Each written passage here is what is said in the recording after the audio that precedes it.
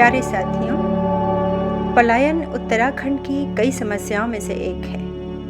एक ऐसी समस्या जिसमें गांव के गांव खाली हो गए और घरों में ताले लटक गए। कुछ ऐसा भी हुआ कि यहाँ के लोगों ने अपनी ज़मीनें बेचीं और अपनी ही ज़मीन पर उसके मालिक नौकर बनकर रह गए। अल्मोड़ा में रहने वाले विरले रचनाकार शंभू राणा की कहानी इसी दर्द को बयान करती है। तो लीजिए, देखती हूँ सपने पर, आज सुनिए उनकी कहानी बेदखली। बड़े से लॉन में उगाई गई अमेरिकन घास के बीच बीच में उगाई चलमोड़िया घास की जड़ें खोदने में खड़क सिंह इस कदर मशगूल था कि उसे बहुत देर तक झुलसाती हुई धूप का एहसास ही नहीं हुआ। सूरज की किरणें जब खिड़की के शीशे में टकरा कर उसकी आंखों में चुभने लगीं, तब कहीं उसका ध्यान टूटा। उसने कुदाल जमीन पर रखकर आसमान की ओर देखा। सूरज अखरोट के पेड़ की ओट से निकलकर ऊपर उठाया था। समय का एहसास हुआ तो भूख प्यास भी महसूस हुई। वो घुटनों पर हाथ रखकर उठ खड़ा हुआ और पसीना पोंछता मोर पंखी की छाया में जा बैठा। रोटी का कौर चबाते हुए खड़क सिंह ने खिड़की के शीशे की तरफ देखा, पर ठीक से देख नहीं पाया। चमक से आंखें चुंधिया गईं। पल भर को आंखों में न जाने कितने किस्म के रंग और बेलबूटे भर गए। उसने कस कर आंखें भींच लीं और रोटी चटनी चबाता रहा। अपने हाथ की रोटियां निगलते हुए खड़क सिंह को अक्सर एक किस्म की चिढ़, गुस्सा और असंतोष सा महसूस होता है। रोटियां या तो जल जाती या अधपकी रह जाती, कोई बीच में मोटी तो कोई किनारों में। जैसी रोटियां वो चाहता या उसकी कल्पना में थीं, वैसी तवे पर नहीं उतर पाती। वो झुंझला कर रह जाता। अगर खड़क सिंह पढ़ा लिखा होता तो कह सकता था कि उसे मनपसंद रोटियां न पका पाने का फ्रस्ट्रेशन है। ऐसे में अक्सर उसे तुलसी की याद आती है। वैसी गोलगप्पे सी फूली, पकी और संतुलित रोटियां मुंह में रखते ही गल सी जाती। कटोरे में सब्जी डालने तक वो एकाध यूं ही खा जाता, बकौल तुलसी, भूख के साथ। खड़क सिंह जवाब देता, नहीं, स्वाद के साथ। तुलसी कहती, आहा, स्वाद हो गया हो तुम भी बस। कभी कभी वो तुलसी से कोई प्यारी सी शर्त लगा देता कि ये रोटी नहीं फूलेगी, तेरा बाप भी इसे नहीं भुला सकता। अगर नहीं फूली तो याद रखना शर्त क्या है। और रोटी गप से फूल जाती। वो झुंझला कर गालियां देने लगता और तुलसी हंस पड़ती। कभी कभी रोटी नहीं फूलती, तुलसी हार जाती। आज जब कभी खड़क सिंह ऐसे पलों को याद करता है तो एक टीस सी कलेजे में उठती है और समझ में आता है कि उसका मान रखने को ही तुलसी कभी कभी हार जाती थी। चूल्हे से उठती लपटों और दिए के उजाले में दमकता चेहरा, लजाती आंखें, होठों से रिसती मुस्कान, वो सब किसी हारे हुए के चेहरे में नहीं हो सकता। कितने बरस बीत गए तुलसी को गए। खड़क सिंह दिमाग पर जोर डालता है। 5 साल। एकाएक यकीन सा नहीं होता उसे। समय कितनी तेजी से गुजरता है। लौट कर न समय आता है न गुजरा आदमी। बस एक चीज़ इंसान के साथ आखिर तक साए की तरह चलती है, लिए गए फैसलों से उत्पन्न नियति। फैसले में ज़रा सी चूक हुई नहीं कि यादों के भूत आखिरी सांस तक मुंह चढ़ाने का कोई मौका नहीं छोड़ते। तब भीतर कहीं जो नश्तर सा चुभता है, वो जाने कहाँ चुभता है कि तड़प शब्दातीत हो जाती है। एक कांटा सा भीतर कहीं और गहरा धंसता जाता है। इसी ज़मीन पर जहाँ आज अमेरिकन घास और बिलायती फूल उगे हैं, तब गेहूँ, मक्का, सरसों, मंडुआ, मादिरा उगता था। सिर्फ उगता ही था, लहलहाता नहीं था। जैसे खुशहाल गांव और खेती सरकारी विज्ञापनों में नज़र आती है, वही सब होता तो ये सब नहीं होता। कुल जमा 20 मवासों का गांव यूं उजड़ न गया होता। लोग एक एक कर कब गांव छोड़ गए अंदाज़ा नहीं आया। गांव के जो लोग फौज या दूसरी नौकरियों में थे वे तो नहीं आए, कम से कम लौटकर। नीचे मैदानों में न जाने कहाँ कहाँ जा बसे। उन्हें गांव में रहना कुछ वैसा ही लगता जैसे जूता पहनने के आदी को नंगे पांव चलने में महसूस होता है। वे लोग शहरी जीवन, आराम, सुविधाओं और कई बुराइयों के ऐसे आदी होकर वापस लौटते कि जो गांव में मुमकिन नहीं थी, और कई चीज़ों का तो गांव के लोगों ने नाम भी नहीं सुना था। गांव में न रहने के उनके अपने तर्क थे। यहाँ गांव में रखा क्या है? बाल कटवाने तक को 8 किलोमीटर दूर जाना पड़ता है। बच्चों को कहाँ पढ़ाएं? हर 1 किलोमीटर पर स्कूल तो खोल दिया, पर उनका स्तर क्या है? ऐसे बच्चों में बच्चा न तो ढंग से पढ़ पाता है, न उसकी मासूमियत बरकरार रहती है। अब देखो, 3 महीने से ट्रांसफार्मर फूका पड़ा है कोई सुनने वाला? पता नहीं कहाँ आ बसे हमारे बुजुर्ग। ठीक ही कहता था रमिया हवलदार शायद। पर ये सब उसी जैसे लोग कह सकते हैं जिनके पास शहर में बसने लायक पैसा था, फिलहाल अच्छी तनख्वाह और बाद में पेंशन थी। बाकी लोग किस सहारे ऐसा कहते हैं। कैसी अजीब बात सुनने में आई कि दिल्ली, बम्बई, लखनऊ, नोएडा, न जाने कहाँ कहाँ से आकर साहब लोग यहाँ की लगभग बंजर ज़मीन को खरीदना चाहते हैं। लगा कहीं साहब मजाक तो नहीं कर रहे।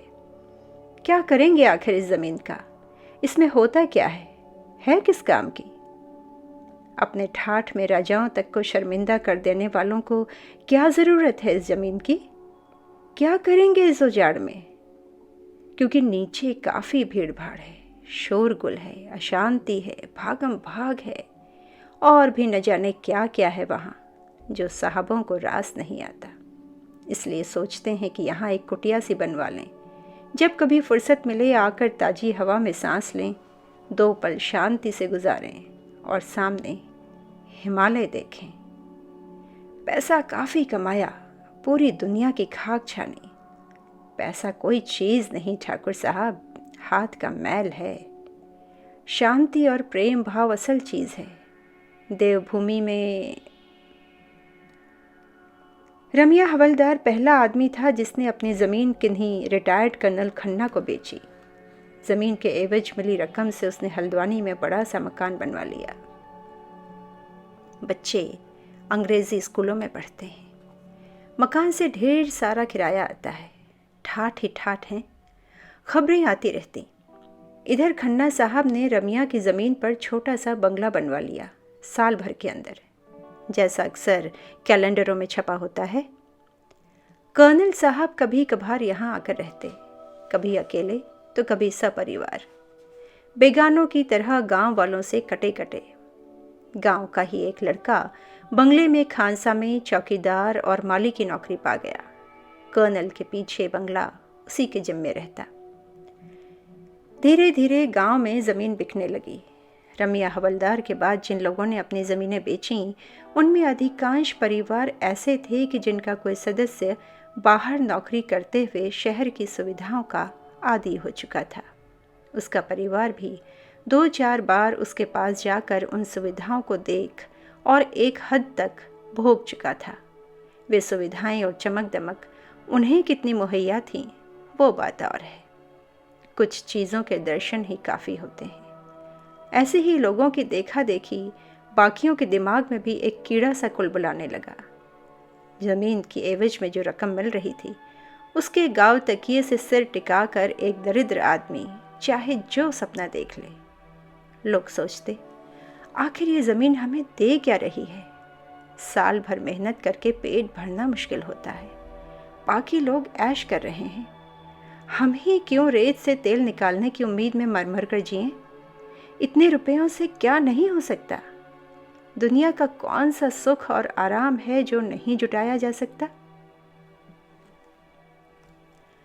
जिन लोगों ने ज़मीन बेची थी, उनकी एकाएक काया पलट हो गई थी। हर ऐशो आराम की चीज़ उनके पास थी। लड़कियों की शादियां बड़ी धूमधाम से अच्छे घरों में हुईं। लड़के नए नए फैशन के कपड़े पहनते और रात में भी काला चश्मा लगाए घूमते। खा पीकर पड़े रहना या समय बिताने को जुआ खेलना और शाम को लड़खड़ाते हुए घर लौटना परिवार के पुरुषों का नियम था। महिलाओं के शगल अलग थे। जिनकी ज़मीनें नहीं बिक पाई थीं या जिनकी आत्मा रूपी कटखनी कुतिया फ़िलहाल ज़मीन बेच देने के ख्याल को दिलो दिमाग की चौखट नहीं लांघने दे रही थी, ऐसे लोगों को पड़ोसियों के ठाट बाट देखकर एक अजीब सी कुढ़न होती। रातों को देर तक पुरखों की थात बेच खाने के लिए उनकी बुराइयां होती, मगर अटक बिटक मजबूरन हाथ उन्हीं के आगे पसारना पड़ता। पड़ोस से गोश्त पकने की महक आ रही होती और इधर आलू का थेचुआ उबल रहा होता या लहसुन का नमक पिस रहा होता। ऐसे में अक्सर खड़क सिंह जैसों को हीनता बोध आ घेरता और मन उदास हो जाता। जी चाहता कि हमारी बेवकूफ़ी के लिए कोई जूता लेकर हम पर पिल पड़ता तो मन कुछ हल्का हो जाता और एक किस्म का संतोष होता। आप सुन रहे हैं शंभू राणा की बेदखली। शुरू में जब कभी खड़क सिंह ज़मीन बेचने की बात करता तो तुलसी बुरी तरह लड़ने लगती, मगर धीरे धीरे उसकी आवाज़ में वो बात नहीं रह गई थी। पैसे ने उसे भी ललचाना शुरू कर दिया था। उसके पास इस बात का कोई ठोस जवाब नहीं था कि इतने रुपयों से हम क्या नहीं कर सकते। उसके विरोध का स्वर अब कुछ कुछ ऐसा हो चला था जैसे किसी ने मुंह में कपड़ा ठूंस दिया हो। जो भी करोगे ठीक से सोच समझ कर करना, जगहसाई ठीक नहीं। ज़मीन बेचने का फैसला खुद खड़क सिंह के लिए भी इतना आसान नहीं था। एक अनजाना सा डर अंत तक मन के किसी कोने में बना ही रहा। 1.5-2 साल की कश्मकश और उधेड़ बुन के बाद आखिर एक दिन उसने फैसला कर ही लिया। सड़क से लगभग सटी हुई अपनी ज़्यादातर ज़मीन उसने नोएडा के किन्हीं शर्मा जी के हाथों बेच दी। शर्मा जी की कई शहरों में न जाने काहे की मिलें थीं। खड़क सिंह रातों रात अमीर हो गया था। उसे एकाएक यूं महसूस हुआ जैसे वो पूरी दुनिया को ऊंची पहाड़ी पर चढ़कर देख रहा हो। खुद को वो मोटे कदमों पर चलता हुआ सा महसूस करता। जिन बातों पर वो कल तक लोगों से झगड़ पड़ता था, उन्हीं बातों पर अब वो यूं हंस पड़ता जैसे बड़े बच्चों की बातों पर हंसते हैं। उस पर हर वक्त कुछ वैसी ही मस्ती और भारहीनता सी छाई रहती जैसी वो कुछ घंटों के लिए होली के दिन महसूस करता था। हर चीज़ नई नई और खुशगवार। जी चाहता कि पत्थर को भी प्यार से सहला दे। शुरू में ठाट बाट में पड़ोसियों को पीछे छोड़ने की कोशिशें की गईं। हफ्ते के 7 दिन गोश्त पका, दिखा दिखा कर सोना खरीदा और पहना गया। तमाम देनदारियां चुकाई गईं। बतौर शुक्राना 150 रुपया या कोई उपहार अलग से। खड़क सिंह उन दिनों एकाएक मैं से हम हो गया। सपरिवार अक्सर शहर जाना होता और ढेर सारी बेमतलब की खरीदारी की जाती। जो खड़क सिंह पहले बआसानी जीपों की छतों में बैठकर या लटक कर सफ़र कर लेता था, अब गाड़ियों में थोड़ी सी भीड़ देखकर नाक भौं चढ़ाकर अक्सर टैक्सी किराए पर ले लेता। परिवार की आदतें बिगड़ने लगीं। ज़मीन बिक चुकी थी। काम धाम कुछ था नहीं। हाथों को ही नहीं, दिमाग को भी कड़ी मेहनत करने की पुरानी आदत थी। खाली रहने का ख्याल भी दुखदाई होता। करें क्या, बस खुराफातें सूझती। तुलसी को रिश्तेदारों के निमंत्रण मिलने लगे। धीरे धीरे उसे भी घूमने का चस्का लग गया। वो अक्सर दौरे पर ही रहती। उसकी गैर मौजूदगी में घर न जाने कब शराब और जुए का अखाड़ा बन गया। खड़क सिंह जो पहले ताश का एकाध आधा अधूरा खेल ही जानता था, अब एक मजा हुआ खिलाड़ी बन चुका था। इसी धक्कम पेल और नई नई अमीरी के हो हल्ले में एक अच्छा काम हुआ कि लड़की की शादी काफ़ी धूमधाम से ठीक ठाक घर में हो गई। लड़का 8वीं के बाद घर बैठ गया। तथा कथित इंटर कॉलेज काफ़ी दूर था और लड़के को पढ़ाई के प्रति कुछ खास दिलचस्पी भी नहीं थी। यूँ तो खड़क सिंह ने उसे पढ़ाई छोड़ देने पर डांटा, पर मन ही मन सोचा कि पढ़कर ही कौन सा राजा हो जाएगा। एक से एक पढ़े लिखे घूम रहे हैं, एक ही तो लड़का है, सब इसी का तो है।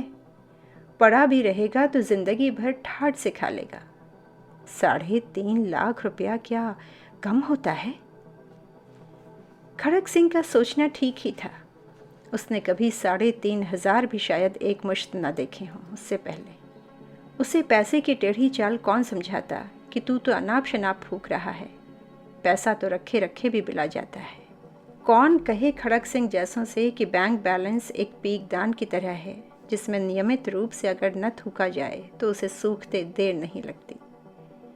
करीब 3-4 साल का जीवन मैदानी नदी की तरह शांत चलता रहा, घटना विहीन दुखों और तनावों से दूर, सभी तरह के सुखों और आराम से भरपूर, ख्वाब और नशों की सी स्थिति, एक तरह से हवा में उड़ने का सा एहसास। खड़क सिंह को पांव तले वही खुरदरी ज़मीन होने का एहसास तब कहीं जाकर हुआ जब तुलसी ने अचानक मुरझाकर बिस्तर पकड़ लिया। पेट में मरोड़ें उठती और मारे दर्द के वो सर पटकने लगती। करीब महीने भर तक तरह तरह के टोने टोटके गढ़े, ताबीज़ और जागर चलता रहा, कोई फ़ायदा नहीं, मर्ज बढ़ता गया। फिर बारी आई अस्पतालों और डॉक्टरों की। खड़क सिंह तुलसी को लिए लिए न जाने कहाँ कहाँ फिरता रहा, तकलीफ़ किसी की समझ में नहीं आई। इलाज चलता रहा। 2-1 महीने में तुलसी और उसके जेवर दोनों ही निपट गए। दुनिया में चारों ओर उदासी और उचाटपन था, सब तरफ दुख, अभाव और पीड़ा, अजब बेगानापन। सूरज पता नहीं कहाँ था, आसमान में काले घने बादल, धरती पर नीम अंधेरा, हर चीज़ उल्टी और बेतुकी। कोई हंसता तो अपनी ही हालत पर हंसता जान पड़ता। फूलों को पाला मार गया था, तितलियों के पंख टूटे थे, हरी धूप पर न जाने किसने नमक बुरक दिया था। कानों में अनगिनत गैर फहम आवाज़ें, मगर आँखों के आगे स्याही सा गाढ़ा अंधेरा। हवा में अजीब सा कसैलापन और चिताएं जलने की बू। खड़क सिंह की हालत कटीली झाड़ियों में अटके तीर बिंधे अधमरे परिंदे सी थी। या तो आदमी अपनी जान ले ले या दीवाना हो जाए, इसके सिवाय दुनिया में कहीं पनाह नहीं। खड़क सिंह कहाँ जाए, किससे कहे, किसके गले लग कर रोए, किस दीवार से अपना सर पटक दे, किसका कत्ल कर दे। पानी में डूबते उतरते किसी दशा, कोई आके या तो बीच कपाल में गोली मार दे या उबार ले। खड़क सिंह आखिर करे क्या? थक हार कर एक दिन उसने शर्मा जी के निर्माणाधीन बंगले में मजदूरी मांग ली। उन्हीं शर्मा जी का बंगला बन रहा था जिन्हें उसने ज़मीन बेची थी। खेतों को तोड़कर बड़े से मैदान में बदला जा रहा था। मैदान के बीचों बीच बंगले की बुनियाद खोदी जा रही थी। चारों ओर पत्थर, रेता और कंक्रीट बिखरा पड़ा था। अपने हाथों जोती, बोई और सींची हुई ज़मीन पर पड़ता हर गैंती फावड़ा उसे अपने ही सीने पर घाव करता सजान पड़ता। भीतर कहीं एक हूक सी उठती, कलेजे को जैसे मसल रहा हो कोई। दिन मानो अपनी ही कब्र खोदने में बीत जाता, पर रात काटना अपनी गर्दन काटना हो जाता। अंधेरा होते ही कानों में अजीब सी खिल्ली उड़ाने वाली हंसी गूंजने लगती और आंखों के आगे न जाने कैसे साए तांडव करने लगते। खड़क सिंह को ये सब किसी बेतुके ख्वाब सा लगता है। कभी कभी लगता है कि नहीं, ये सब हुआ नहीं, बल्कि मैं ऐसा सोच रहा था, मेरी कल्पना थी ये सब। वो खुद को हकीकत और ख्वाब के दलदल में धंसता उबरता महसूस करता, हाथ पांव मारता किसी ठोस चीज़ को थामने के लिए। उसे याद नहीं कि वो कैसे इस दलदल में आ गिरा, खुद गिरा या धकेला गया। सिलसिलेवार कुछ भी याद नहीं आता, सब आपस में गड़बड़ हो जाता है। खड़क सिंह दिमाग पर जोर डालकर भी ठीक से याद नहीं कर पाता कि कब उसका बेटा शर्मा जी के नोएडा वाले बंगले में दरबान बनकर चला गया, कब ये बंगला बना, कब वो वहाँ चौकीदार और माली की हैसियत से नौकरी करने लगा, कब अपनी बेटी को न देखे उसे कितने बरस हो गए, कब आई थी चंपा आखिरी बार माँ के मरने के बाद। क्या कहा था उसने यहीं लॉन में रोते हुए? हाँ, कि बाबू ये कोठी मेरा मायका जो क्या हुआ, तुम यहाँ नौकर ठहरे, मायका तो खंडहर हो गया। मेरे भाग में कभी कभार मायके आने का सुख भी नहीं। तुम्हारी सूरत कैसी डरावनी हो गई है, मुझे पहचान भी रहे हो कि नहीं बाबू? चंपा, हरीश, क्या सचमुच मेरे 2 बच्चे हैं? सुना कि चंपा के भी बच्चे हैं। कसूरवार हूँ रे तुम सबका। किससे जाकर अपनी करनी की सजा मांगूं? किस अंधेरे में जाकर मुँह छिपाऊं? तुलसी ने बर्तनों को राख से मलकर आंगन की दीवार में औंधे रख दिया है। कांसे की पतीली धूप में कैसी सोने जैसी चमक रही है। देखो तो आंखें चुंधिया जाती हैं। खड़क सिंह की आंखें खुली तो सूरज की किरणें खिड़की के शीशे से टकरा कर उसके चेहरे पर पड़ रही थीं। मोरपंखी की छाया में न जाने कब उसे नींद आ गई। सूरज हल्का सा पश्चिम की तरफ उतर चुका था। खड़क सिंह आंखें मलता हड़बड़ा कर उठ बैठा। फिर काफ़ी देर हथेलियों में सर थामे बैठा रहा, सर में चोट खाया सा। कुछ देर बाद उसने मुंह धोकर पानी पिया और घुटनों पर हाथ रखकर उठ खड़ा हुआ, चलमोड़िया घास की जड़ें खोदने और बिलायती फूलों को सींचने के लिए। आप सुन रहे थे शंभू राणा की कहानी बेदखली।